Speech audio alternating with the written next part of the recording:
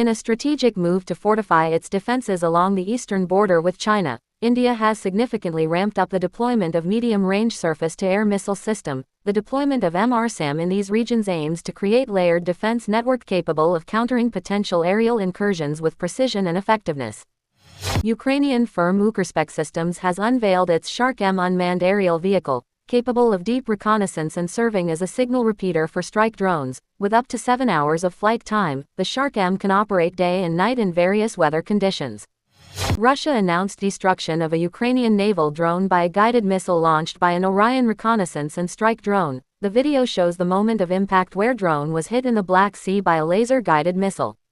U.S. defense startup Xdown has developed lightweight, throwable tactical unmanned aerial system designed for rapid deployment in combat scenarios. The PS Killer drone is built for special operations forces and counterterrorism missions, offering speed, stealth and precision targeting.